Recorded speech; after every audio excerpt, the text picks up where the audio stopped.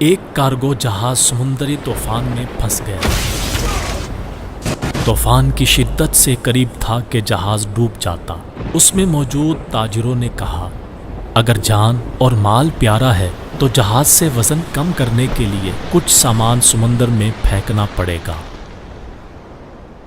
تاجروں نے آپس میں مشورہ کر کے طے کیا کہ سب سے زیادہ سامان جس تاجر کا ہے وہ پھینک دیتے ہیں تاکہ ایک ہی بندے کا نقصان ہوگا۔ جہاز کا زیادہ تر لوڈ ایک ہی تاجر کا تھا۔ اس نے اعتراض کیا کہ صرف میرا سامان کیوں؟ سب کے مال میں سے تھوڑا تھوڑا پھینک دیتے ہیں۔ انہوں نے زبردستی اس نئے تاجر کو سامان سمیت سمندر میں پھینک دیا۔ سمندر کی موجیں اس کے ساتھ کھیلنے لگیں۔ اسے اپنی ہلاکت کا یقین ہو گیا اور وہ خوف کی وجہ سے بے ہوش ہو گیا۔ جب ہوش آیا تو کیا دیکھتا ہے کہ لہروں نے اسے ساحل پر پھینک دیا ہے، اور اس ساحل پر نہ تو کوئی انسان ہے نہ ہی مکان۔ جان بچنے پر اس نے رب کا شکر ادا کیا، اپنی سانسیں بحال کی اور وہاں پڑی لکڑیوں کو جمع کر کے سر چھپانے کے لیے ایک جھونپڑی سی بنائی۔ اگلے روز اسے کچھ خرگوش بھی نظر آئے۔ ان کا شکار کر کے گزر بسر کرتا رہا۔ ایک دن ایسا ہوا کہ وہ کھانا پکا رہا تھا کہ اس کی جھونپڑی کو آگ لگ گئی۔ اس نے بہت کوشش کی مگر آگ پر قابو نہ پا سکا۔ اس نے زور زور سے رونا شروع کر دیا اور کہنے لگا، اب میں کیا کروں؟ یہ شکوہ کر کے وہ خالی پیٹ سو گیا۔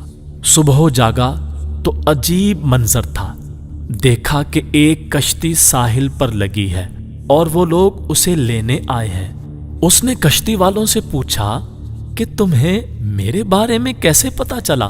انہوں نے جو جواب دیا اس سے تاجر حیران رہ گیا۔